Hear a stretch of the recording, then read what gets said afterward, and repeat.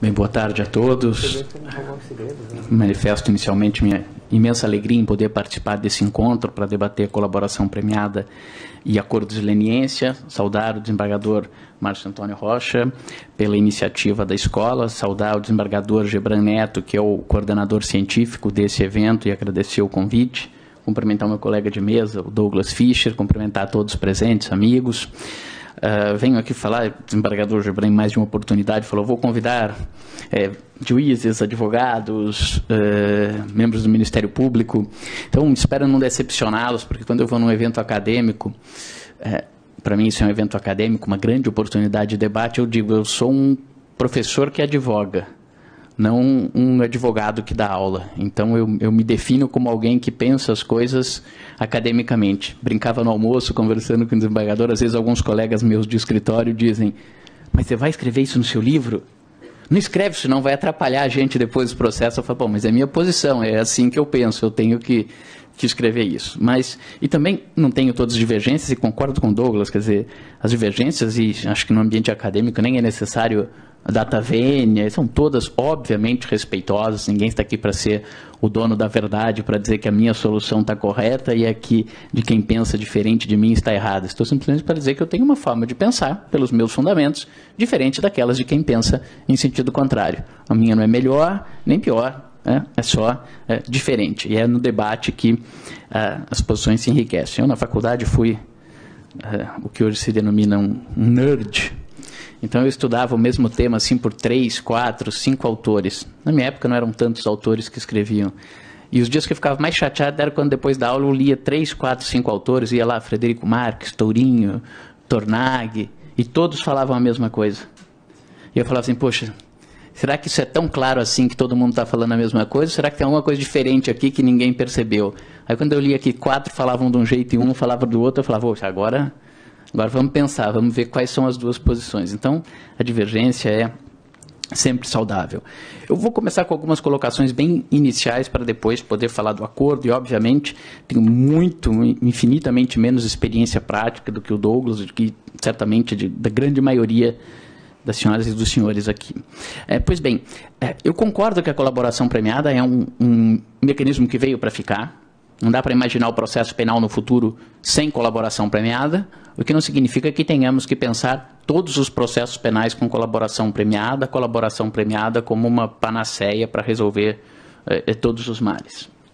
Mas ela é um importante instrumento de investigação. E ela é, sim, também, concordo com o Douglas, sobre um outro viés, sobre um outro critério, um importante instrumento de defesa. Sei que tem colegas advogados que, não vou dizer que demonizam a colaboração premiada, mas que maldizem a colaboração premiada, acham que ela não é forma de defesa, acham que o processo, a única forma de processo, é aquele processo, vamos chamar assim, com partes antagônicas ou em conflito, não com partes em colaboração. Eu não penso dessa forma. E não penso dessa forma por um exemplo muito concreto. A primeira oportunidade que eu tive, que fiz uma colaboração premiada, meu cliente estava preso, a prisão temporária foi prorrogada, depois não foi convertida em prisão preventiva, e ele saiu à meia-noite de sexta-feira para sábado. No sábado, às 8 horas da manhã, ele me ligou e falou assim, eu quero ir no seu escritório. Eu falei, por quê? Ele falou assim, porque eu vou fazer uma colaboração premiada. Na hora eu estava acabando de acordar no sábado, ainda contente que eu tinha soltado o cliente, falei, mas você tem certeza disso? Ele falou, tenho. Ou eu vou confessar ou eu vou fazer uma colaboração premiada. Eu falei, bom, então ele deu as razões dele, eu não conseguiria mais olhar para minha mulher e para os meus filhos, eu errei, daqui para frente eu quero melhorar. Também concordo que não precisa ter um arrependimento íntimo, da nossa lei nem usa o arrependido, como diz a legislação italiana, é um colaborador, se ele está arrependido ou não, esse é outro problema. Mas, enfim, quer dizer, nesse caso, era um mecanismo de defesa. Ele iria confessar, né? A defesa também pode envolver a confissão, até como uma atenuante genérica, então não tenho essa visão tão obscura da colaboração premiada, nem nego que ela seja um instrumento de defesa. Mas é preciso que nós tomemos cuidado, e o ministro Neff alertou isso, para que ela não acabe desempenhando um papel diverso do qual ela foi desenhada, né? Acho que estamos todos de acordo que nos casos de criminalidade organizada, há uma série de características das organizações criminosas, de pacto de silêncio, de divisão de tarefas, que nenhum conhece todo o esquema, de temor de testemunhas ou de quem revele fatos que se você não tiver pelo menos o início do caminho das pedras de alguém de dentro da organização criminosa, muito dificilmente aquele fato vai ser investigado, processado e punido seus responsáveis. Então, nesse sentido, a colaboração premiada é um importante instrumento por início da investigação, para que o colaborador dê os elementos necessários para que o Estado, através de seus órgãos de persecução, investiguem, obtenham fontes de prova, depois produzam prova em juízo e assim por diante. Mas, pelo menos em alguns casos, me parece que a delação premiada entre nós, e falo delação genericamente, eu concordo, acho que a posição do desembargador Gebran, pelo que ele falou, eu entendi, acho que nós continuamos tendo aqueles institutos só de direito premial, que não envolve acordo, homologação, e esse eu prefiro chamar de delação, porque até era o nome tradicional, e o que a Lei 12.850 trouxe é uma colaboração premiada com o próprio nome, aspectos processuais penais, aspectos materiais, e assim por diante. Mas veja, no sentido individual, a delação ela traz um benefício indevido para o colaborador. Se imaginar alguém, um funcionário público corrupto, que recebe uma determinada importância, que usou alguma técnica de lavagem de dinheiro, até porque ele não poderia aparecer com aquele dinheiro, e eu dissesse, bom, aqui a pena justa para essa pessoa pela corrupção, mais o crime de lavagem, a pena justa aqui seria 7 anos em regime inicial semiaberto. Se eu fizer uma colaboração premiada e aplicar a ele 3 anos, substituído por 2 penas restritivas de direito, porque esse é o benefício final da colaboração, eu vou dizer, essa pessoa recebeu menos pena do que seria o justo, do que seria o correto, para quem acredita que a pena tem alguma função. Eu hoje sou um agnóstico, como diz o professor Zaffaroni, um agnóstico quanto às finalidades da pena. Pois bem, se assim o é, Douglas, o ideal é que numa colaboração ou numa operação nós tenhamos muitos colaboradores ou poucos colaboradores. Me parece que poucos colaboradores. Porque, bom, então eu preciso de alguém que diga como que os políticos recebem o dinheiro. Bom, então faça colaboração com o político. Bom, mas também preciso do lado empresarial, que é alguém que pague. Então faça com o empresário, de preferência com a empresa que tem maior estrutura, que você vai saber, bom, mas entre os dois tem um núcleo financeiro. Então faça com algum doleiro, com alguém que faz um contrato simulado para gerar dinheiro. Bom, mas eles têm o partido político A, mas no partido político B a estrutura é diferente. Então faz com o político do partido A, faz com o político do partido B. Então numa operação, ainda que grande, nós deveríamos ter quantos colaboradores? 4, 5, 6, 8, 10. Então numa operação, o Douglas dá um número com 197 colaboradores, o que me parece é que, inegavelmente, não representa o conteúdo da declaração de cada colaborador uma pecinha do quebra-cabeça sem a qual, se eu não tivesse a informação daquela pessoa, eu não conseguiria ver o quadro todo. Obviamente que nessa situação, desses 197, nós temos redundâncias, temos sobreposições, e serviu como o quê? Como um acordo sob pena. O que hoje se propõe como um acordo sob pena. É razoável que uma força-tarefa pense, eu não tenho gente, pessoal, tempo suficiente, que a vara especializada, digo, olha, se eu tiver que processar essas 197 pessoas da forma tradicional, investigar, denunciar, audiência, várias testemunhas, a defesa tentando enrolar, arrolando testemunha por precatória para demorar e tentar prescrever, recurso, razões, contra-razões, todo mundo brigando, o tempo e o esforço de pessoal que eu vou ter para conseguir processar essas 197 pessoas para receber talvez aquela pena que seria o adequado, correndo o risco oposto de que essas penas prescrevam e acabem não conseguindo punir ninguém, é melhor eu fazer esse acordo sobre pena.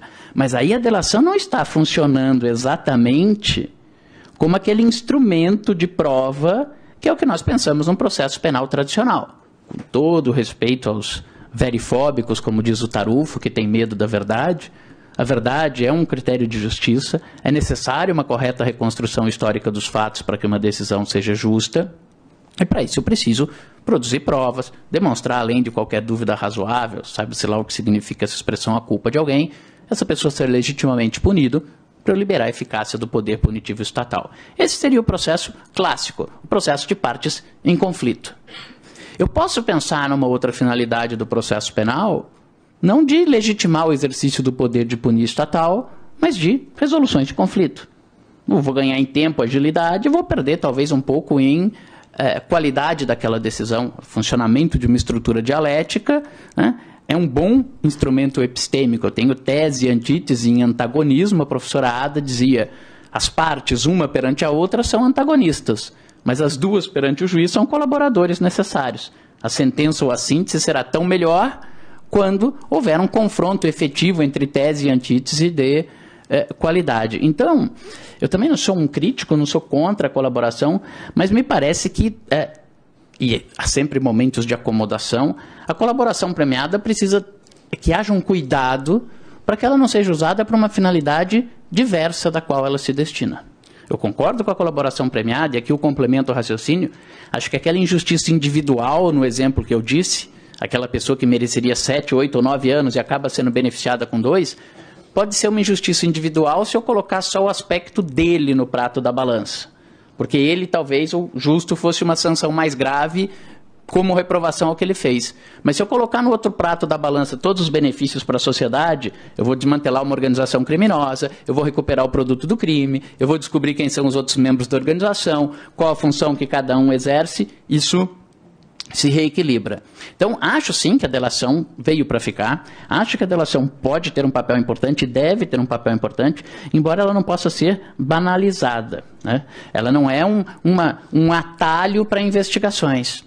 E muito menos ela pode servir de um mecanismo para eliminar os processos. O mesmo exemplo que foi dado, e acho que nesse ponto parece que todos estão de acordo, se não a maioria de acordo, é dizer, admitir uma execução de pena sem que haja um processo penal, né, desde a Constituição de 88, com várias divergências acadêmicas, muito se discutiu sobre sistema acusatório, e a grande preocupação no começo era com o juiz, os poderes instrutórios do juiz, o juiz que tiver muito poder vai virar um inquisidor, com isso ele perde a imparcialidade. Nós olhamos sempre para o juiz, para o juiz, para o juiz.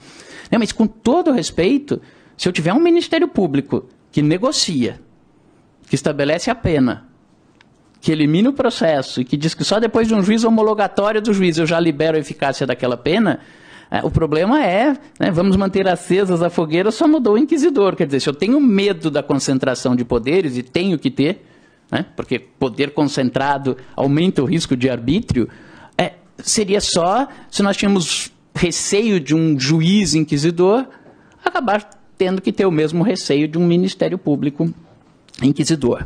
Então, eu acho que é possível, sim, né, calibrar a colaboração premiada para que ela cumpra este papel fundamental de ser um papel de descoberta de elementos de prova em determinadas estruturas criminais, sem as quais a colaboração não poderia existir. Com relação ao acordo e a negociação do acordo, eu não tenho certeza se o Ministério Público deve ser sempre passivo. Eu acho que talvez o Ministério Público, em determinadas investigações, e já tendo um início de investigação, e percebendo uma estrutura de organização criminal, e talvez sabendo de alguns elementos dessa organização criminal, que ele possa perceber, de acordo com as pessoas que ele já tem, que talvez procurar uma determinada pessoa com tal ou qual característica dentro da organização criminosa possa levá-lo a uma colaboração mais eficiente do que aquela que ele obteria com uma outra pessoa. Imagino que o Ministério Público, em vários acordos, disse, poxa, tivemos que fazer acordo aqui com fulano, talvez se tivéssemos feito com Beltrano, o acordo poderia ser melhor, trazer mais elementos, etc. Então, eu não acho que deva ser, em regra, uma iniciativa do Ministério Público, mas não sei se ele teria que sempre esperar a defesa vir bater a sua porta. Como advogado, eu acho que é sempre melhor que a defesa vá, que ela bata a porta primeiro, aquela linha do tempo, né? First in, best out, etc., estou de acordo. Mas pensando como estratégia de negociação, eu não diria que o Ministério Público deveria, penso eu, na visão do lado de cá, ter sempre uma postura passiva. Preocupando com as técnicas do acordo, e aí não tem como não entrar um pouco no que foi dito sobre a homologação, mas a mim parece que é possível e é necessário que o juízo homologatório seja mais avançado, inclusive no aspecto da legalidade, mas que os acordos podem ter detalhamentos mais específicos. Digo, por exemplo, em relação à pena, digo, em relação até uma eventual não homologação de determinadas cláusulas, o que não implica a não homologação do acordo, como foi dito. Primeiro, em relação à pena. Me parece claro que a lei traça a estrutura processual da colaboração premiada em 3 fases. E talvez aí os problemas que tenham surgido, Douglas mencionou até, era bom que tivesse lá um novo parágrafo, é que ela esqueceu de uma fase. A lei esqueceu exatamente da fase instrutória, aí do papel do colaborador na instrução. A lei desenha a colaboração premiada com a fase de negociação e acordo, primeira fase, em que afasta o juiz para evitar riscos de imparcialidade, estabelece entre Ministério Público e acusado com defensor. Também concordo também com todo o respeito à polícia. Acho ótimo que a polícia atue junto com o Ministério Público em termos de eficácia. Né? Se eu estivesse falando aqui como advogado, eu ia dizer, tomara que briguem bastante, que peleiem os teres, aí fica melhor para o advogado, mas acho que em termos de eficácia da persecução penal, é melhor que eles atuem junto, que eles atuem conjuntamente. Mas imaginar uma homologação de um acordo feito só entre polícia e acusado não me parece que seja algo adequado para o sistema. Isso envolveria um redesenho do sistema, uma definição dos papéis. A segunda fase, que aí sim o juiz interfere, mas é uma fase de homologação. E uma terceira, que ao meu ver seria uma quarta fase, que é a sentença em que o juiz vai avaliar a efetividade do acordo e definir o benefício ou a sanção premial merecida. O legislador esqueceu de tratar da fase intermediária de como se dá a produção da prova quando eu tenho um colaborador. Acho que seria importante distinguir a fase em que o colaborador é corréu no mesmo processo, daquele não é, o momento que ele vai ser ouvido, etc. Mas isso não afeta tanto o nosso tema agora, não vou me ater nesse aspecto. O que me parece claro que a lei estabelece é que a eficácia da colaboração, como disse o desembargador Fausto aqui, deve ser apreciada pelo juiz no terceiro momento, no momento da sentença. Por isso, não me parece, embora eu gostasse muito, né, como advogado, eu gostaria que o meu acordo tivesse uma pena clara, fixa, estabelecida e a menor possível. Mas não me parece que o acordo possa dizer, se você cumprir tudo, a sua pena será de X, em tal condição. Cabe ao juiz apreciar a eficácia do acordo ao final, na leitura que eu faço da lei. Não estou nem dizendo que isso seria o melhor modelo de lege ferenda. Mas, lendo a lei, me parece que esse é o modelo da lei. É o juiz que, ao final, vai verificar a eficácia do acordo e determinar qual a pena a ser aplicável. Por isso, eu, particularmente, hoje tenho muita dificuldade em admitir um acordo que estabeleça uma pena fixa e delimitada. Porque você não daria oportunidade para o juiz fazer este juízo de eficácia do cumprimento do acordo. Seria quase que um tudo ou nada. Ou ele diz, é eficaz, dou essa pena, ou não é, e você não teria parâmetros. Então, me parece que seria razoável, para controlar um pouco esse acordo e evitar esse problema, que se pudessem estabelecer faixas de efetividade do acordo. Isso eu não vejo problema. Que no acordo eu diga, se a colaboração for de baixa eficácia, o benefício será de A a B. Se a colaboração for de média eficácia, o benefício será de C a D. Se a colaboração for de muito efetiva, o benefício será de E a F.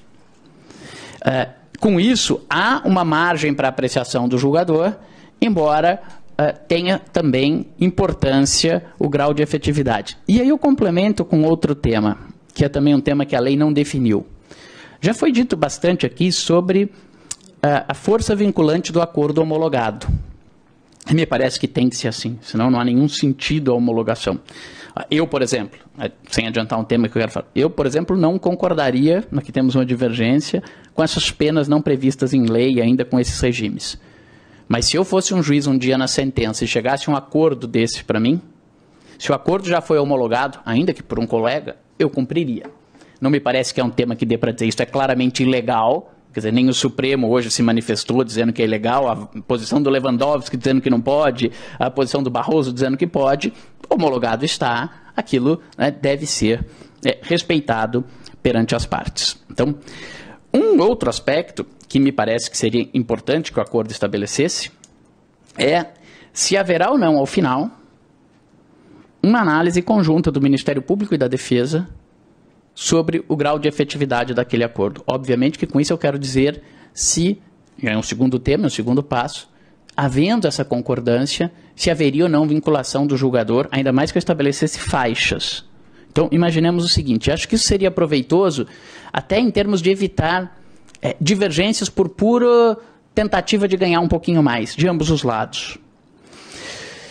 Se eu disser que não, que no final é só o juiz em qualquer situação que vincula a pena, mas nós estamos falando de um acordo. Vamos imaginar 2 cenários. Que o acusado diga, não, minha colaboração foi máxima, super efetiva, eu quero aquela faixa melhor, ou tal pena. O Ministério Público diga, não, a colaboração dele foi muito fraca. Mesmo que o Estado tivesse a obrigação de ir atrás das provas, ele colaborou muito pouco, acho que ele omitiu coisas, muito baixa. Não há dúvida que será o juiz na sentença que terá que dizer a colaboração foi muito efetiva ou a colaboração foi pouco efetiva. E, portanto, vou aplicar dentro desse meu juízo o benefício adequado.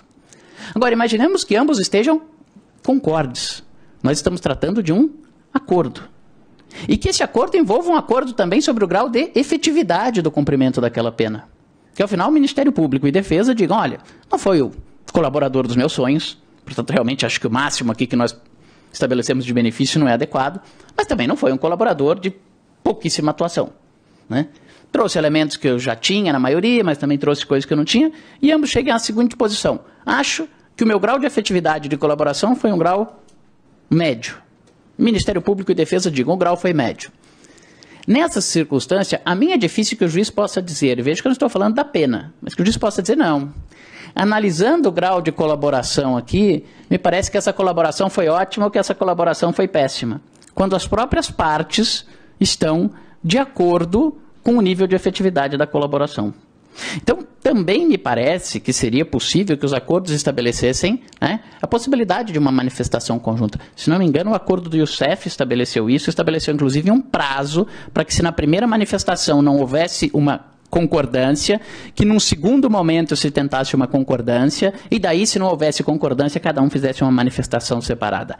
Esta segunda possibilidade gera um efeito positivo em termos do acordo. Porque eu digo, como colaborador, eu falo para os clientes, pensem muito em serem colaboradores. Se vocês forem, qual que é o ideal nesse processo? É que você seja o melhor colaborador do mundo. Ah, mas eu não quero. Então, não seja colaborador. Vamos para um processo conflituoso, defesa, provas, sou inocente, você é culpado, essa prova te demonstra a culpa, não, essa prova é ilícita por causa daquilo ou daquele outro. Você opta por colaborar, o ideal é que você seja o melhor colaborador, né? Então, só que nesse caso, se houver algum nível de vinculação, se entender que o juiz fica vinculado a um consenso das partes sobre a efetividade da colaboração, nos limites do que foi homologado previamente, isso evitaria um certo exagero de ambos os lados. Porque quando se exagera, aí se corre o risco de, aqui vale o ditado que o ótimo é inimigo do bom. O Ministério Público fala, não, eu vou dizer que a colaboração dele foi péssima. Embora também não tenha sido tão péssima assim. Talvez ele merecesse a metade, bom, mas eu sou Ministério Público, eu vou dizer que foi péssima. A defesa fala, não, eu sou defensor. Sou defensor, eu vou dizer que a colaboração dele foi o máximo, que ele era a última Coca-Cola do deserto. Também posição do defensor, eu sou defensor. Essa é a posição num processo conflituoso. Só que se eu estou num processo de colaboração, eu vou lá, escuta, pera lá, pô, a gente já colaborou tanto, a gente já fez acordo, você me pediu tal coisa, eu trouxe, você disse isso, tal. Então, talvez eu não tenha sido melhor, mas também não fui tão ruim, não insiste que eu fui o pior, já tudo no acordo aqui, por que nós vamos divergir para correr o risco de ser o tudo ou nada? Vamos chegar a um acordo. Então, na minha ótica, e me considero assim bastante legalista em termos do acordo, eu acho que, para usar uma linguagem civilista, eu não vou dizer que no processo penal todas as normas são normas cogentes, porque senão não tinha sentido o acordo. Se a vontade das partes não puder disciplinar nada, todo acordo é inconstitucional. Se eu também disser que no processo penal todas as normas são dispositivas e que a vontade das partes pode fazer o que quiser, eu estou jogando o princípio da legalidade no lixo. A grande questão é ver o ponto de equilíbrio. Quais são os temas ou conteúdos ou normas que admitem que as partes disciplinem de forma diversa? E quais são aqueles conteúdos que escapam ao acordo de vontade das partes? Mas acho que no que se admitir que o acordo é relevante, na minha visão eu procuraria extrair o máximo de consequências desse modelo consensual. E não estar trazendo óbices que são típicos e que são importantes mecanismos de defesa, mas de um modelo conflitivo, né? De um modelo que não seja um modelo de consenso. Daí porque, e aqui talvez seja divergência, eu tenho não consigo aceitar um acordo que estabeleça uma pena diferente das penas previstas em lei, por exemplo, ainda que só quanto ao regime diferenciado, regime humanizado. Bom, a lei poderia talvez dar um espaço maior para acordos sobre pena? Acho que poderia. Vejo alguns problemas, né? Vamos imaginar que depois eu tenha que unificar essa pena do acordo de colaboração com uma pena normal imposta num processo. Sei lá, ele está na fase que ele pode sair para trabalhar de dia e voltar de noite, ele tem lá ainda um tanto de pena para cumprir, ele cometa lá uma lesão corporal culposa de trânsito. Ninguém vai dizer, pô, vou revogar o seu acordo porque você cometeu um novo crime, é um crime culposo, etc. Se você criar penas muito diferentes, você vai acabar tendo um problema para homologar. Ou então, prever mecanismos quanto a isso. Então, eu tenho dificuldade em admitir essas penas não estabelecidas. E aí o argumento do ministro Barroso, com todas as vênias, não me convence. Porque o próprio ministro Barroso disse que nós vivemos num estado de coisa inconstitucional quanto à execução da pena. As circunstâncias em que vários presos cumprem pena entre nós é absolutamente degradante. Não há quem vá negar, não vou dizer que são todos os casos, mas que em muitos casos, muito além do que deveria existir, não deveria existir nenhum, mas é um estado de pena que viola a dignidade humana. Então eu vou dar um exemplo. Existem ordenamentos jurídicos que admitem a pena de chicotadas.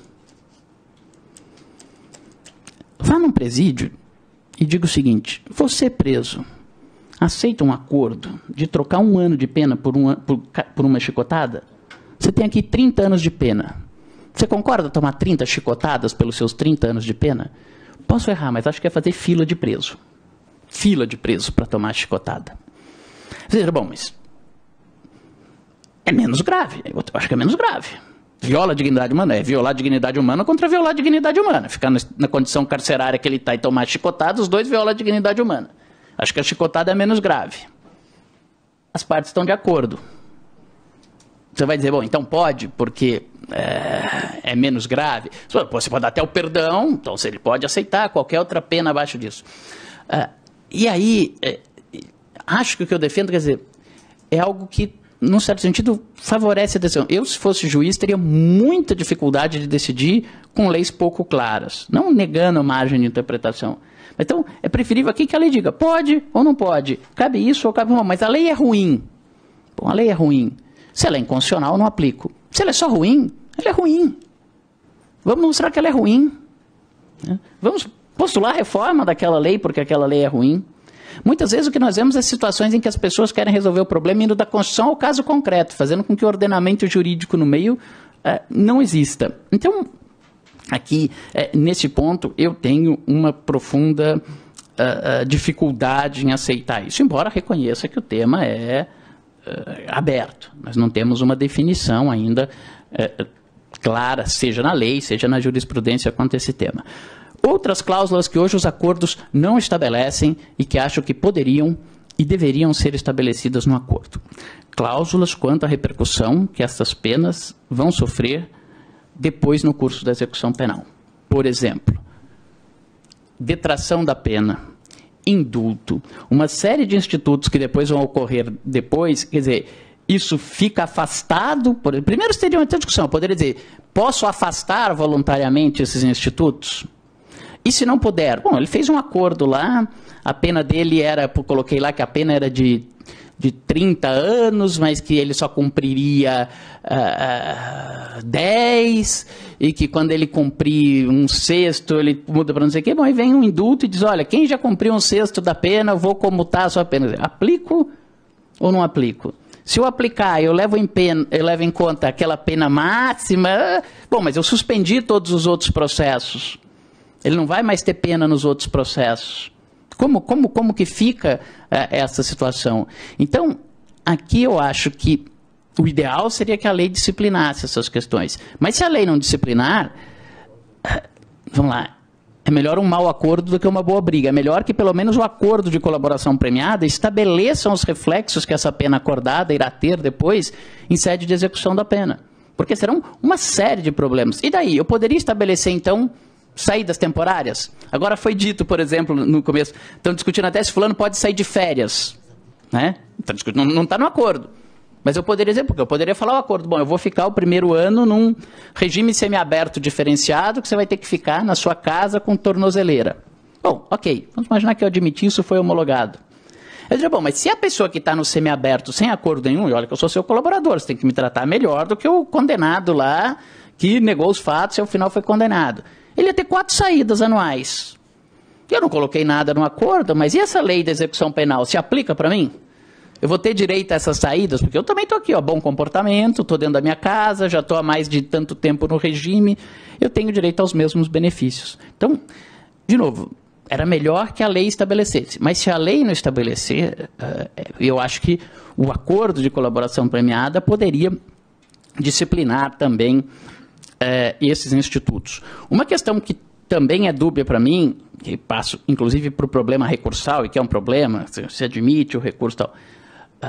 A mim parece, e fixado o instituto probatório da colaboração, que o réu colabora com relação aos fatos.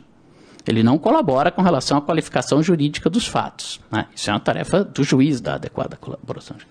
E se houver divergência? Eu tive um caso, por exemplo, que eram empresários e funcionários públicos, e aí a solução prática, porque não tinha uma solução boa, a solução prática foi o empresário que chegar aqui e concordar que pagou menos tributo, que fez tal manobra para pagar menos tributo, reconhecer o débito e falar pago espontaneamente, realmente ele foi vítima, era um achaque dos funcionários públicos.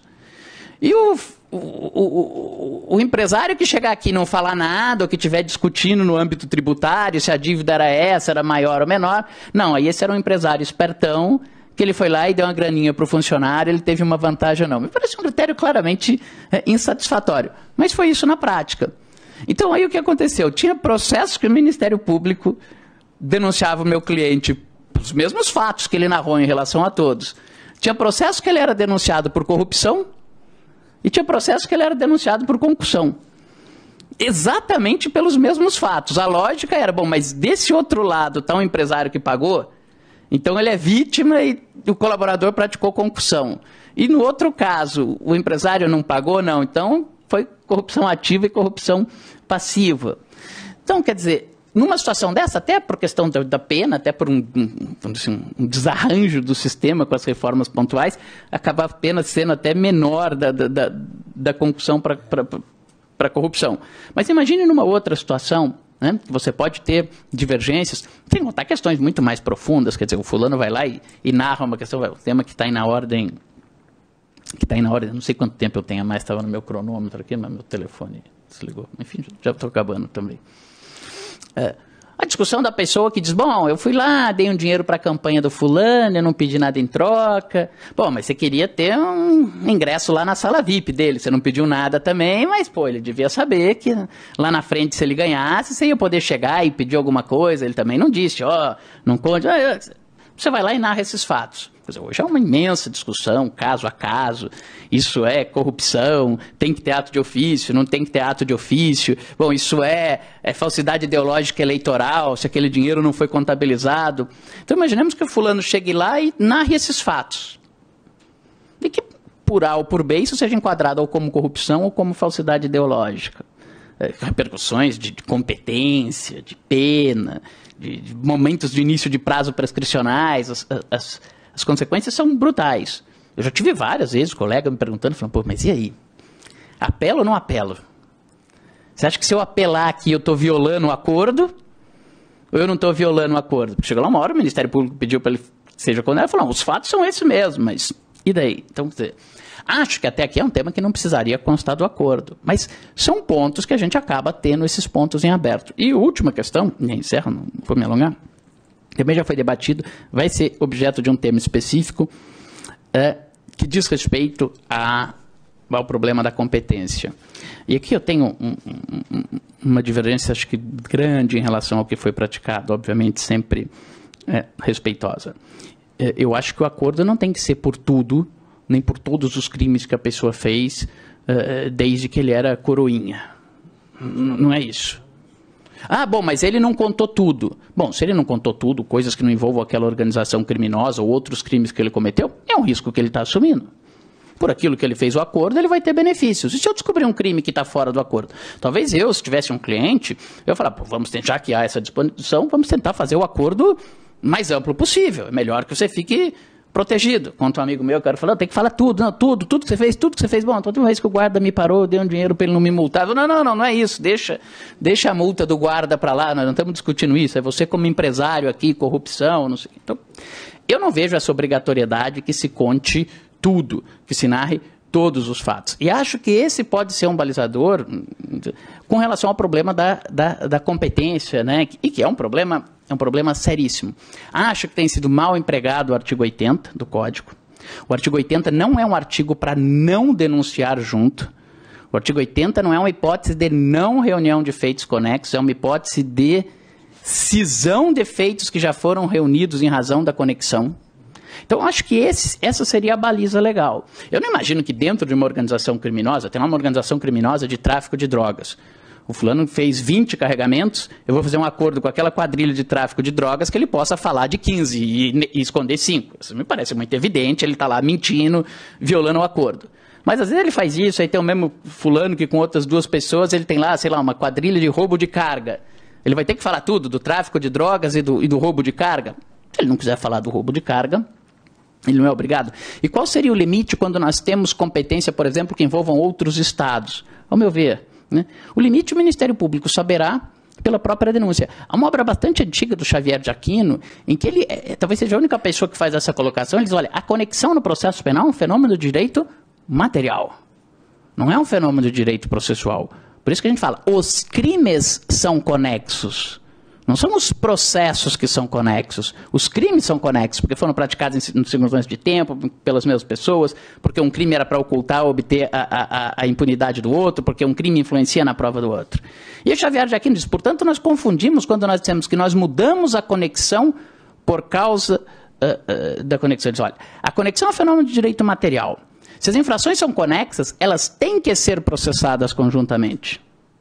E por que elas têm que ser processadas conjuntamente?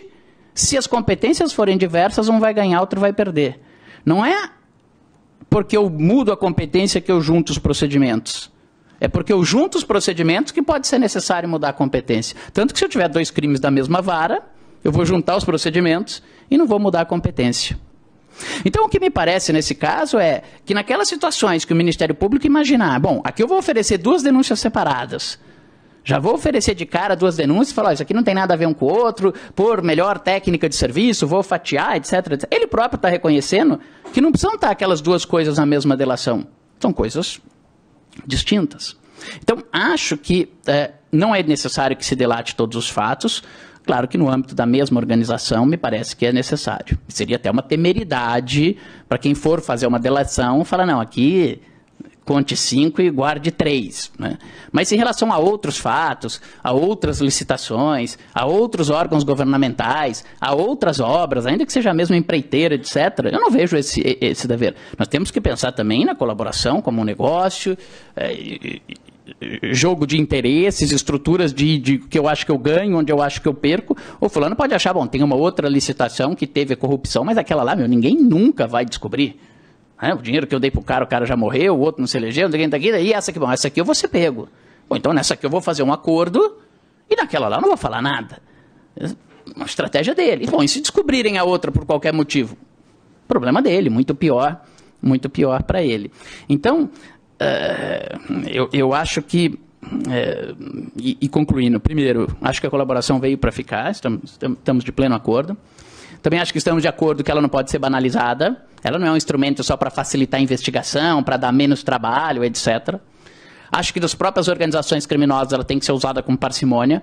Acho que o melhor modelo de colaboração é o mínimo de colaboradores com o máximo de resultados dentro de uma organização criminosa. Acho que as penas têm que ser as penas previstas em lei. Tenho dificuldade nesse ponto de superar a legalidade e admitir penas que não sejam as penas previstas em lei. E acho que o acordo pode ser um acordo, vamos dizer assim, mais detalhado em vista de buscar o consenso. Pode haver um acordo que trate de faixas de efetividade do acordo, pode ter um acordo que trate da possibilidade de se buscar um consenso ao final para uma manifestação única, e E em relação à não homologação da cláusula, em 1 minuto, eu termino, mas só um ponto que eu não falei, eu acho que isso o acordo pode prever. Porque eu acho que pode ter ainda uma cláusula que seja considerada ilegal, mas que a pessoa que fez o acordo, o Ministério Público, outra parte, diga, para mim essa cláusula é fundamental, sem ela não tem um acordo. Então, acho que se pode estabelecer no acordo que se qualquer cláusula daquele acordo não for homologada, ou houver uma manifestação do juízo de homologação, por questão de legalidade, de proporcionalidade, etc., que aquela cláusula tem que ser objeto de uma nova disposição, que as partes têm que se manifestar, e ainda assim, aí mesmo que firmado o acordo, acho que as partes podem dizer que ainda vigora o direito ao arrependimento, se retratar do acordo. Porque eu digo, vamos imaginar, o acordo é de conhecimento de todo mundo, então não estou fazendo nenhuma inconfidência aqui. O acordo da JBS. Poderia ser que tivesse dito, não, a imunidade eu não dou aqui, pelo menos você é o CEO da organização, eu acho que você era o líder, então para você não tem imunidade. Então, readequa essa cláusula porque ela é ilegal, ela viola o parágrafo lá que diz que para o líder da organização não pode ter imunidade. E ele poderia chegar e falar, mas sem imunidade para mim não tem acordo. Ou é imunidade, ou eu não quero. Bom, então, assim não vai sair, o próprio MP poderia dizer, eu concordei, mas assim não vai sair porque o juiz disse que não vai homologar. Falei, então não tem acordo. Acho que ainda valeria aquele mesmo esquema pré-acordo que a lei prevê, que a parte poderia se retratar, então se devolve as provas, etc. e tal. Nessa circunstância, acho que isso é saudável, que se preveja que não havendo homologação do acordo, as partes devem ser chamadas a negociar de novo aquela cláusula com a previsão da possibilidade de retratação ainda, mesmo que já assinado o acordo para ser levado à homologação judicial. Peço desculpa por ter cedido o meu tempo, mas dá vontade de ficar falando horas e horas e horas aqui sobre colaboração. Agradeço o convite uma vez mais, cumprimento os organizadores e me coloco à disposição também para os debates e para as perguntas.